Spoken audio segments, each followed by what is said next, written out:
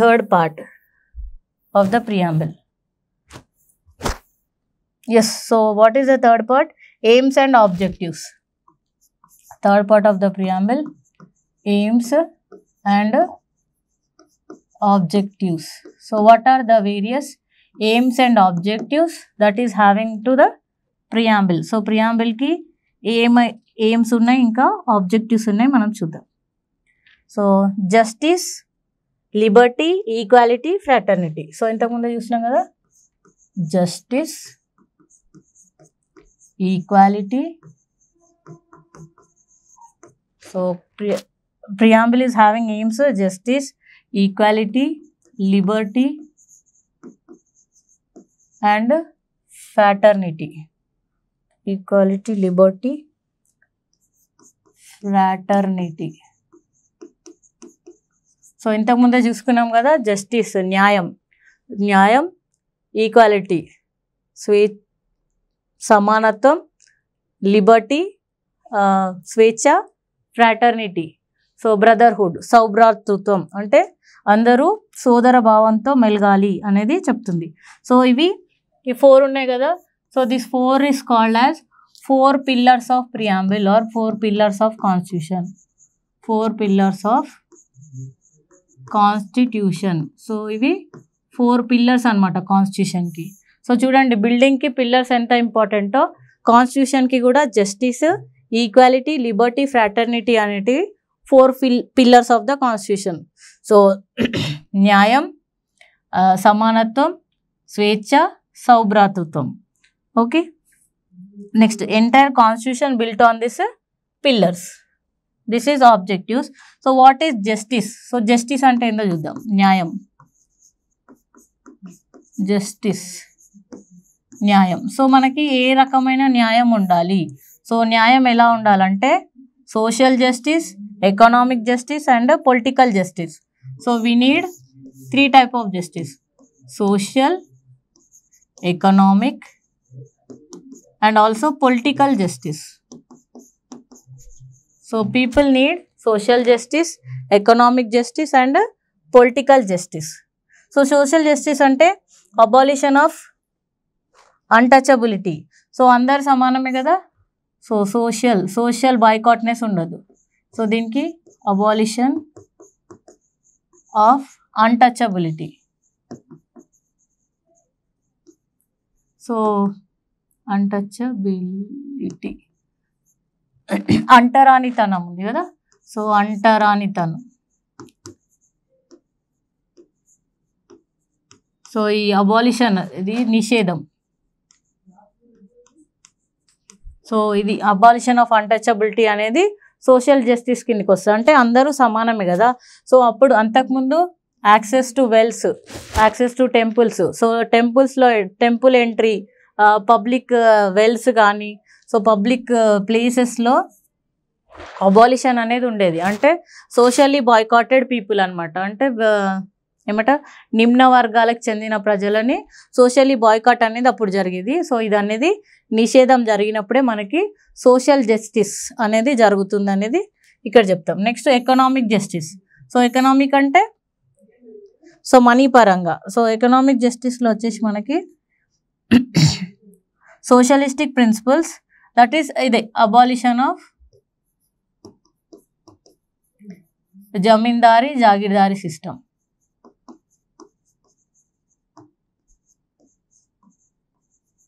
So zamindari jagirdari సిస్టమ్స్ని abolish చేసినప్పుడు మనకి ఎకనామిక్ జస్టిస్ అనేది జరుగుతుంది. అంటే అందరికీ ల్యాండ్స్ ఉంటాయి, అదే దున్నేవాడిదే భూమి అని చెప్పేసి భూదానోద్యమం అని. సో చాలా వరకు మన తెలంగాణ హిస్టరీలో కూడా ఈ జమీందార్స్, జాగీర్దార్స్ అనేది ఉండేది. సో మనకి వినోబా భావే గారు స్టార్ట్ చేశారు కదా భూదానోద్యమం పోచంపల్లిలో. So first person Vedire Ramachandra Reddy. ఆయన 1000 ఎకరాల భూమిని ప్రజలకి అంటే డౌన్ ట్రాడ్ అనే SC/STs వాళ్ళకి పంచడం జరిగింది. సో ఎందుకంటే ఎకనామిక్ జస్టిస్ ఉండాలి. అంటే ప్రతి ఒక్కరికి ల్యాండ్ మీద హక్కులు ఉండాలి. అంటే ఒక్కరి చేతిలోనే ల్యాండ్ మొత్తం అక్యుములేట్ అయి ఉండొద్దు అనేది ఇక్కడ ఎకనామిక్ జస్టిస్ అనేది జరగాలి. ఇంకా మనకి పొలిటికల్ జస్టిస్ కూడా. సో పొలిటికల్ జస్టిస్ అంటే ప్రతి ఒక్కరు ఎవరైనా సిటిజన్స్ ఆఫ్ ఇండియా, సో ప్రతి ఒక్కరూ పొలిటికల్ సిస్టంలో ఎలక్షన్స్లో పార్టిసిపేట్ చేసే హక్కు ఉందన్నమాట. సో పొలిటికల్ జస్టిస్లో వచ్చేసి right to vote, right to contest, right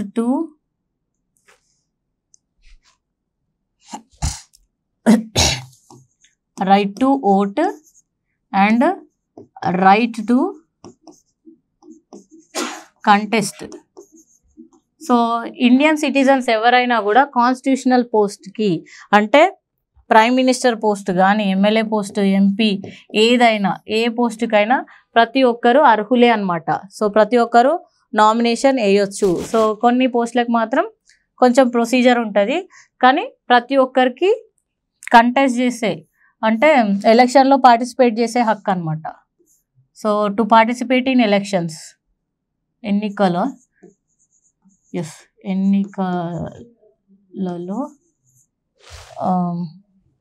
participation. Okay, so participation in elections and vote హక్కు. సో ప్రతి ఒక్కరికి ఇండియన్ సిటిజన్స్ అయితే అందరికీ ఓటేసే హక్కు ఉంటుంది కదా. సో మనకి ఎన్నికల్లో పార్టిసిపేట్ చేయడము అండ్ ఓటేసే హక్కు అనేది పొలిటికల్ జస్టిస్ అనమాట. సో ప్రతి ఒక్కరికి సమానంగా న్యాయము. సమన్యాయం అంటే ఎన్ని విధాలుగా జరగాలి సమన్యాయం? 3 విధాలుగా. సో అదేంటంటే social justice, economic justice and political justice.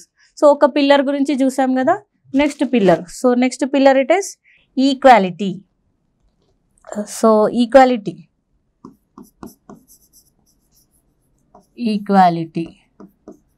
So justice అంటే న్యాయం. ఎస్. సో ఈక్వాలిటీ అంటే సమానత్వం.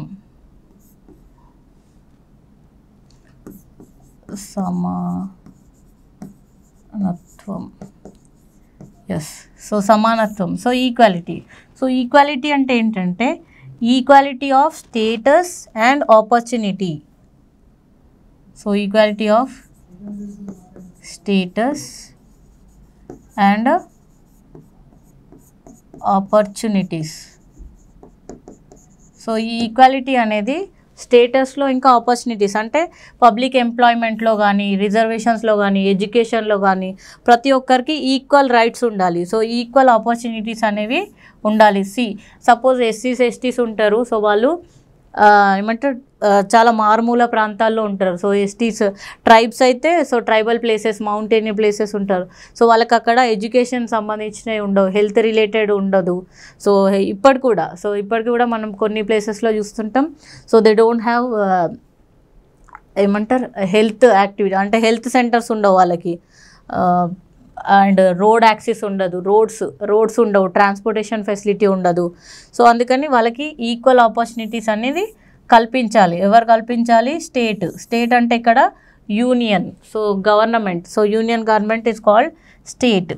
సో ఇది equal. So liberty and equality they are found in. So liberty కూడా స్వేచ్ఛ, సమానత్వం.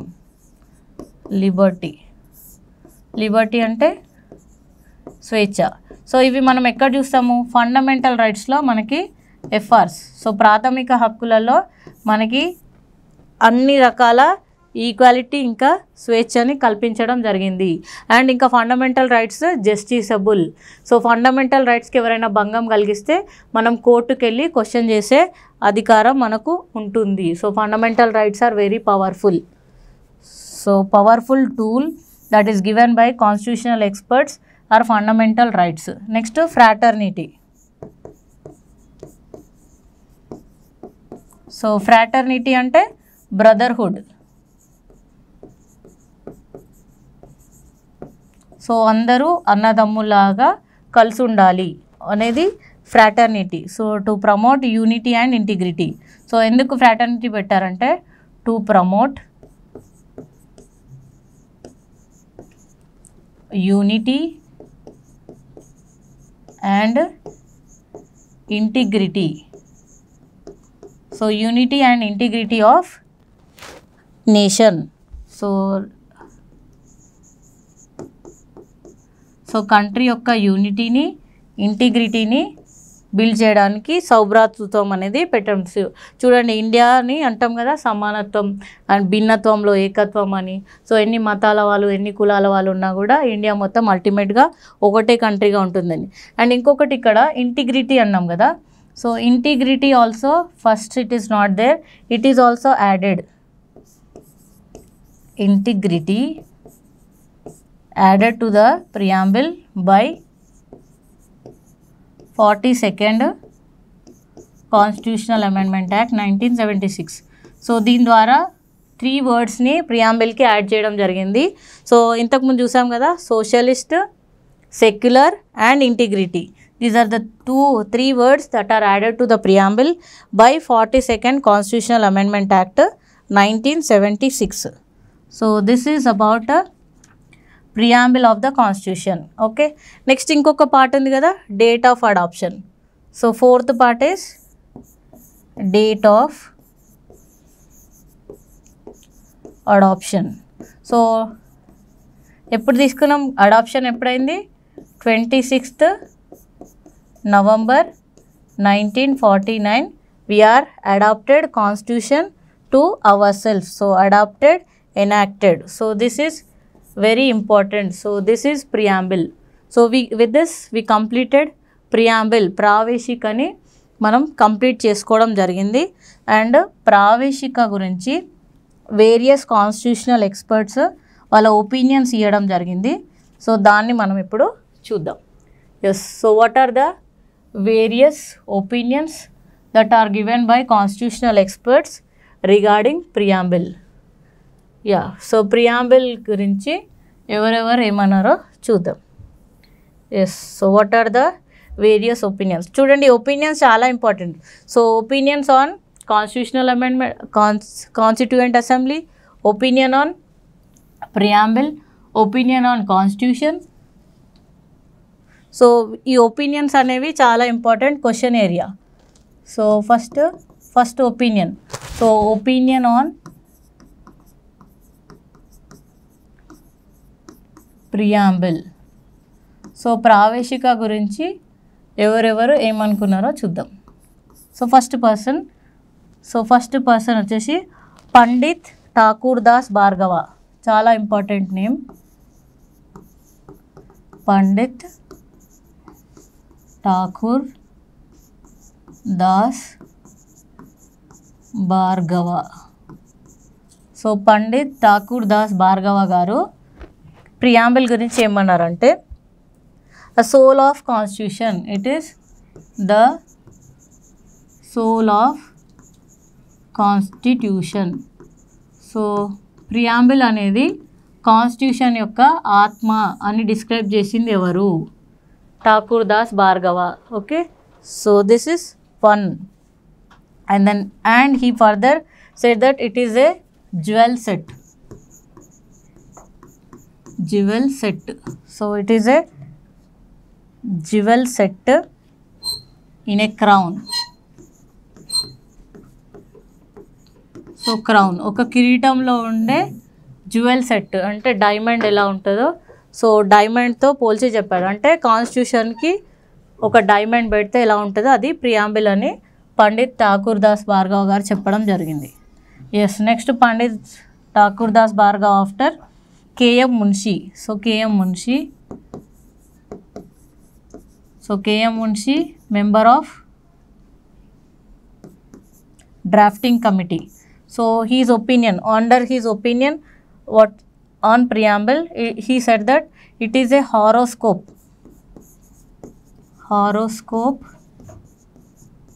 of constitution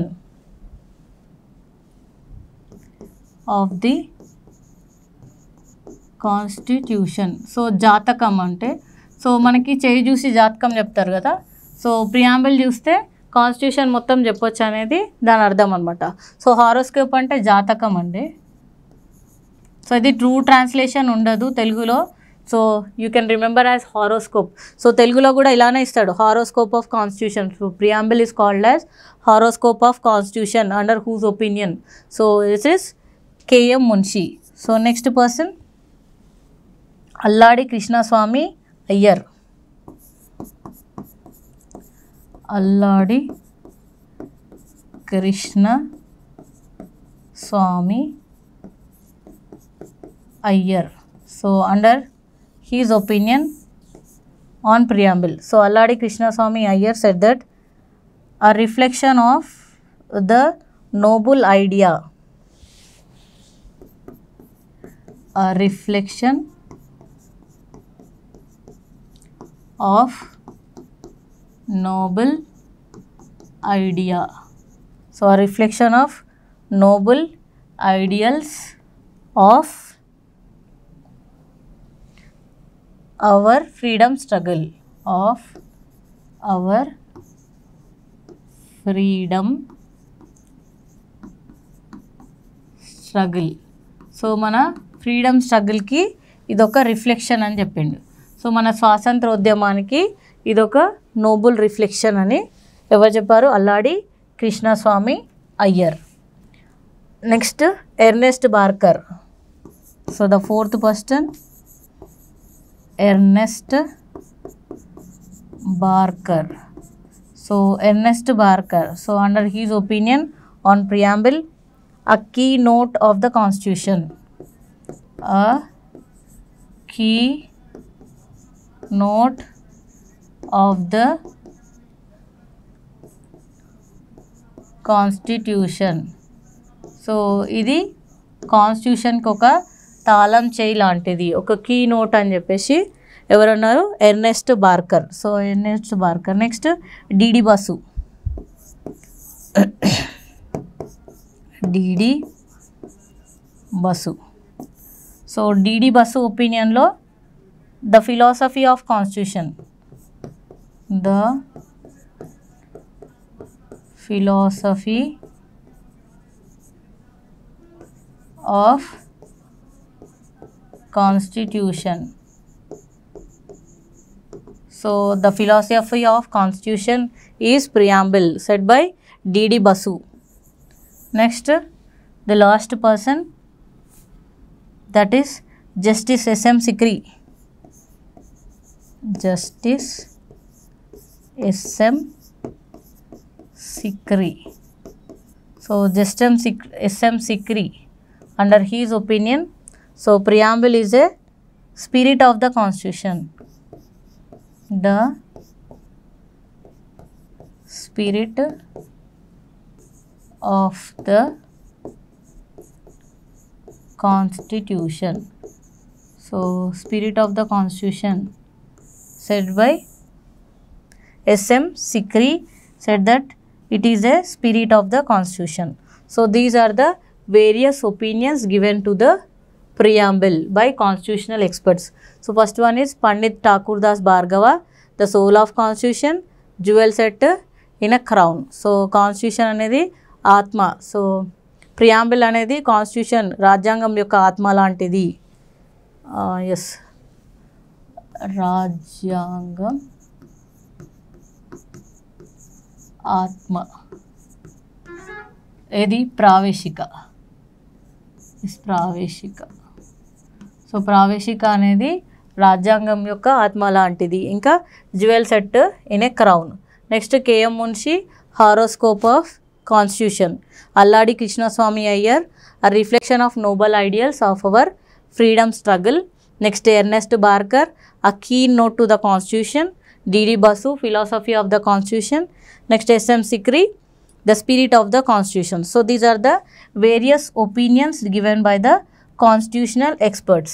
So next inkoka last thing that is there regarding preamble. So preamble gurinchi inkoka controversy undi.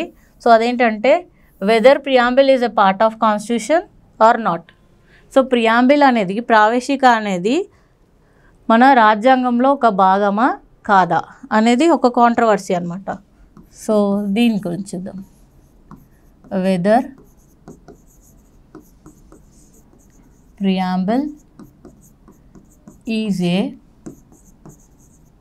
Part of constitution or not. Yes. So supreme court 2 కేసెస్లో under 2 cases ఒకసారి ఒకలా చెప్పింది, ఇంకోసారి ఇంకోలా చెప్పిందనమాట. సో ప్రావేశిక అనేది రాజ్యాంగంలో భాగమా కాదా అనేది కాంట్రవర్సీ. సో ఫస్ట్ సో ఏం చెప్పిందో చూద్దాం. So whether preamble is so based on raised this question before supreme court. So ఈ క్వశ్చన్ అనేది ఇక్కడ రేజ్ చేసాం. So it's a question actually. So raised this question before supreme court. So supreme court ముందు ఈ question వచ్చిందన్నమాట, whether preamble is a part of constitution or not. So under the famous case, so case very important. So case పేరు వచ్చేసి Berubari case. Berubari versus union of India. So కాన్స్టిట్యూషన్లో cases కూడా చాలా important అండి. So famous cases ఉంటాయి. So ఆ cases మాత్రం బాగా గుర్తుపెట్టుకోవాలి. So Berubari versus union of India in 1960. So ఈ కేస్ ఇయర్ 1960. సో ఈ కేసు తీర్పులో సో మామూలుగా ట్రూ ట్రాన్స్లేషన్ అండి బేరుబారి అంటే బేరుబారి ఇంకా యూనియన్ ఆఫ్ ఇండియా, సో కేంద్ర ప్రభుత్వంకి మధ్యలో కేసు అనమాట. సో ఏంటి ఈ కేసులో ఏం చెప్పింది సుప్రీంకోర్టు అంటే, supreme court held that preamble is not a part of constitution. So ఈ కేసులో చాలా ఇంపార్టెంట్ అండి. సో సుప్రీంకోర్టు తీర్పు ఏం చెప్పిందంటే ప్రియాంబుల్ కాన్స్టిట్యూషన్లో పార్ట్ కాదు అని చెప్పింది. చాలా ఇంపార్టెంట్. ఏ కేసులో? Berubari case. So Berubari versus union of India 1960 కేసులో supreme court held that preamble is not a part of constitution. So తర్వాత ఏమైంది, ఇంకొక కేసు వచ్చిందన్నమాట. So next case it is Kesavananda Bharati case. Kesavananda Bharati. So చాలా ఇంపార్టెంట్ కేసు అండి, చాలాసార్లు వస్తుంది. So Kesavananda Bharati versus union of India. ఈ ఇయర్ కూడా చాలా ఇంపార్టెంట్, 1973. సో 1960లో Berubari versus union of India 1960. Next Kesavananda Bharati versus union of India 1973 కేసులో సుప్రీంకోర్టు అప్హెల్డ్. సో సుప్రీంకోర్టు ఏం చెప్పిందంటే it upheld its judgement or reverse its judgement. Supreme court reversed its judgement. So జడ్జిమెంట్ని reverse చేసుకుంది. ఏ కేసులో ఇచ్చిన జడ్జిమెంట్ని, బేరుబారి కేసులో ఇచ్చిన జడ్జిమెంట్ని రివర్స్ చేసుకొని ఏం చెప్పిందంటే preamble is a part of constitution అని చెప్పింది. Preamble is a part of constitution. So preamble అనేది కాన్స్టిట్యూషన్లో ఒక పార్టే అని చెప్పింది. ఏ కేసులో? Kesavananda Bharati case 1973. So this is one controversy. అంటే సుప్రీంకోర్టు చూడండి చాలా వరకు సో కొన్ని కేసెస్లో ఒక తీర్పు ఇస్తే దాన్ని మళ్ళీ ఇంకో కేసులో రివర్స్ చేసుకోవడం జరుగుతుంది. అది మనం ముందు డిస్కషన్స్లో చూస్తాము. సో ఇప్పటివరకు ఇది ఇంపార్టెంట్. సో బేరుబారి కేసులో ఏమన్నదంటే not a part of constitution. So Kesavananda Bharati case it is a part of constitution. So this is. So in addition to that provisions of constitutions are ambiguous. So the court shall seek the spirit of. So ఇంకా ఏం చెప్పిందంటే provisions of constitution ambiguous అంటే సరిగా లేకపోవడం లేకపోతే సందిగ్ధం. Yeah. So ప్రొవిజన్స్లో సందిగ్ధం కలిగితే కాన్స్టిట్యూషన్లో ఉన్న ప్రొవిజన్స్లో we need to seek. So seek the spirit of preamble.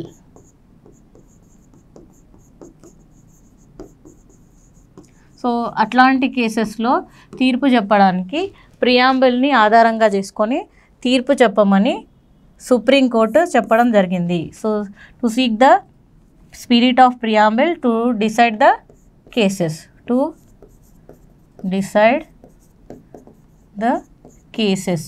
So కేసెస్ని డిసైడ్ చేయడానికి రాజ్యాంగంలో ఉన్న అంశాలలో ఏదైనా సందిగ్ధత ఏర్పడితే మీరు ప్రియాంబుల్ యొక్క స్పిరిట్ని చూసి ఆ కేస్కి, ఆ పర్టికులర్ కేస్కి తీర్పు అనేది చెప్పొచ్చు అనేది సుప్రీంకోర్టు అభిప్రాయం.